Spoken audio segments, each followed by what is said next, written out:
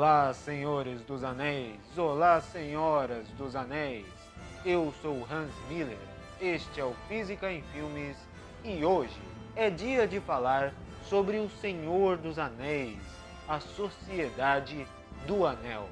Se você é fã da franquia, fã de carteirinha e está sempre buscando um conteúdo novo e especial, está no lugar certo. Assista até o final.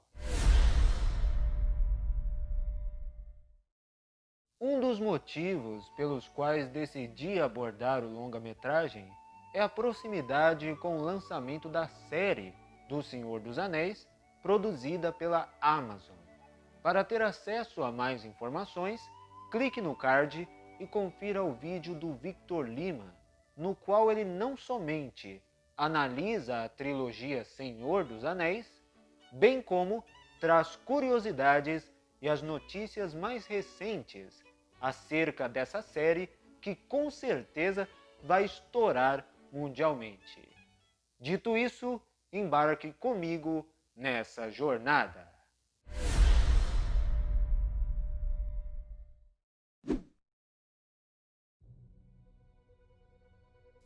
Para quem ainda não está familiarizado, a franquia é ambientada na Terra-média, habitada por elfos imortais, árvores falantes e dragões ávidos por metais preciosos. Só para começo de conversa.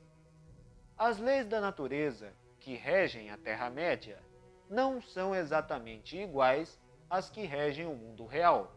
Entretanto, há alguns princípios que são respeitados, como as leis de Newton e a gravidade, por exemplo, o que faz da Terra-média um meio termo entre o que é real e o que é pura fantasia.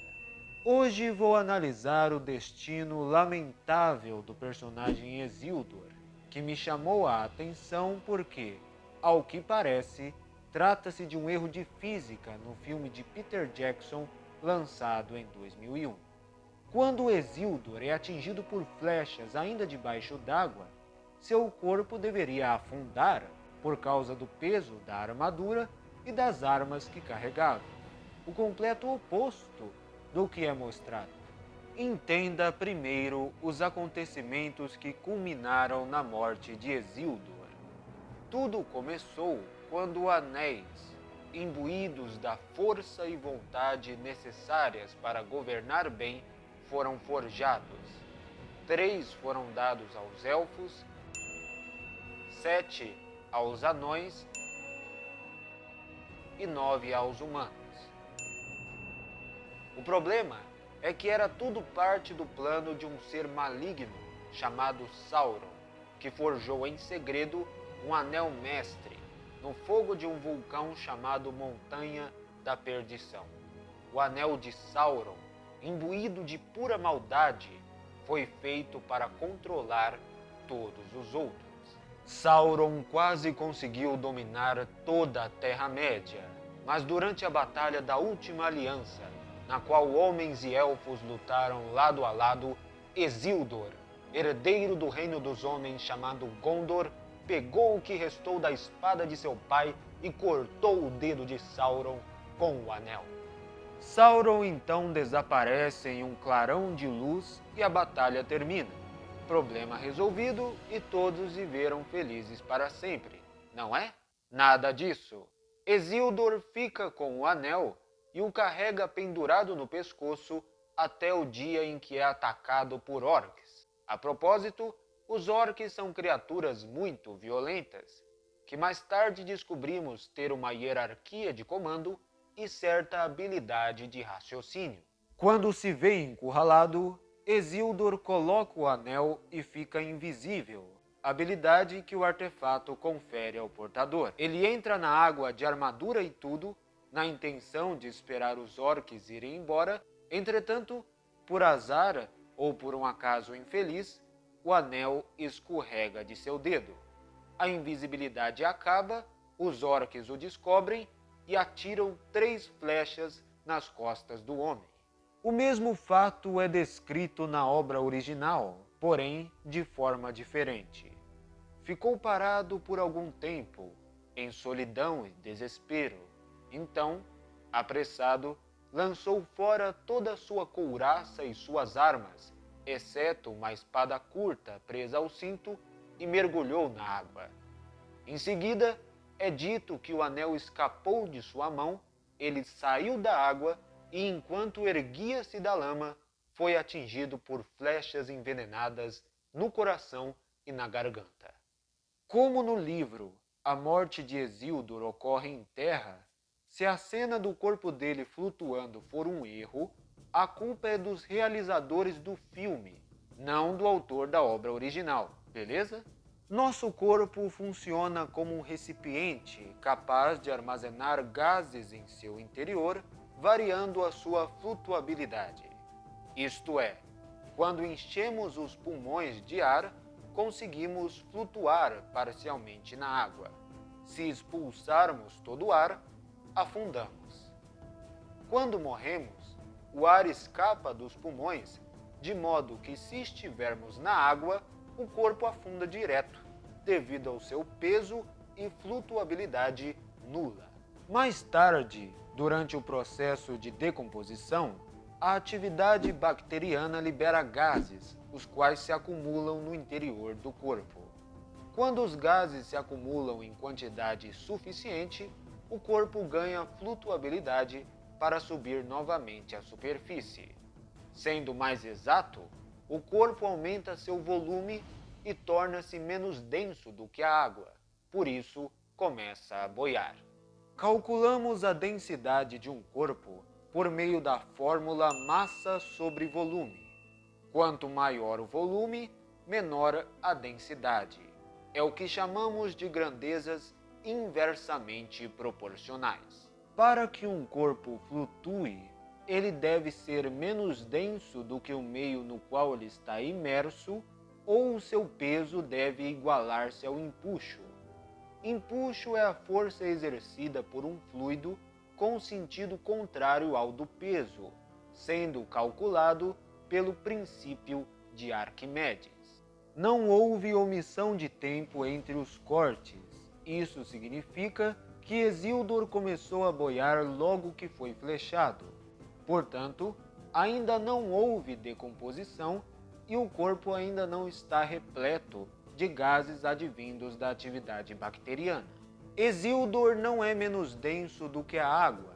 Estando de armadura e munido de espada, facas e tudo mais, certamente seu peso supera o empuxo.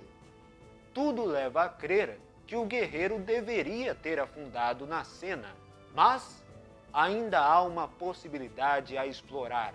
E se aquela água for mais densa que o habitual, como a água salgada do Mar Morto? A água salgada é um pouco mais pesada do que a água doce, pois ela contém minerais dissolvidos. E enquanto os oceanos têm em média 35 gramas de sal por litro de água, o Mar Morto, que na verdade é um lago, tem quase 300 gramas. Lá a densidade da água é tão alta que é possível flutuar sem nenhum esforço físico. Se você mergulhar, começa a boiar imediatamente.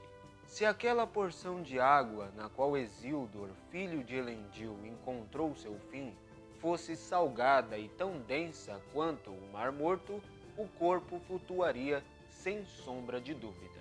Não há como determinar a densidade da água apenas olhando para ela. Logo, poderíamos atribuir um valor sem problemas. Então, a cena não contém um erro de física, certo? Calma lá. Depois de uma questão para treinar o conteúdo aprendido, darei o veredito. É no ponto mais baixo da Terra que a Jordânia guarda seu maior segredo, o Mar Morto. Boiar nas águas salgadas do lago formado em uma depressão, a 400 metros abaixo do nível do mar, é a experiência mais inusitada e necessária da viagem, mas pode estar com os anos contados. A superfície do Mar Morto tem encolhido 1 metro por ano e pode sumir completamente até 2050. A alta concentração salina altera uma propriedade da água pura, o que torna muito fácil boiar no famoso Mar Morto.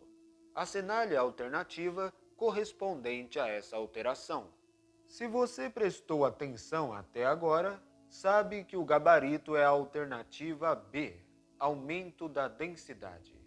A teoria da água ser muito densa seria viável se não fosse pelo fato de que o Anel de Poder afundou. Se a água fosse realmente tão densa, quando o anel escapasse do dedo de Isildur, teria retornado à superfície na hora. Você poderia argumentar comigo que o anel, tendo vontade própria, afundou porque quis. Todavia, essa vontade própria atribuída ao artefato está relacionada à sua influência sobre as decisões e atos do portador. Não significa que ele é capaz de se mover sozinho, muito menos de ir contra o empuxo exercido pela água. Se você viu o anel andando por aí sozinho, acho que você fumou um cachimbo meio pesado lá com Gandalf, tá me entendendo? A conclusão é de que a cena da morte de Isildur em O Senhor dos Anéis, A Sociedade do Anel apresenta um erro de física sim. O cadáver do herdeiro de Gondor deveria ter afundado junto ao anel maligno do qual foi vítima.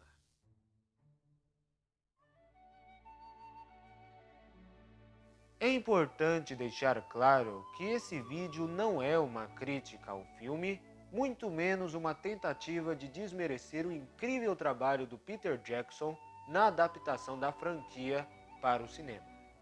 Meu objetivo aqui é gerar aprendizado a partir dos filmes que você tanto gosta, analisar as cenas sob um novo ângulo, extraindo detalhes até então inimagináveis. Este episódio é apenas o começo. Quero trazer o universo do Senhor dos Anéis para o Física em Filmes em larga escala. Não vou ficar apontando erros de física toda hora, mesmo porque a maioria só ocorre quando Legolas, o elfo com o arco mais rápido do oeste, está presente. Vou investigar cada momento da emocionante jornada pela Terra-média em busca de detalhes que farão os filmes que já são um marco na história ficarem ainda melhores. Para que eu possa tornar esse sonho realidade, conto com você. Inscreva-se e ative todas as notificações para não perder o próximo episódio do Física em Filmes com mais um tema exclusivo. Não vá embora ainda. Depois dos canais parceiros, vou contar uma curiosidade bastante inusitada.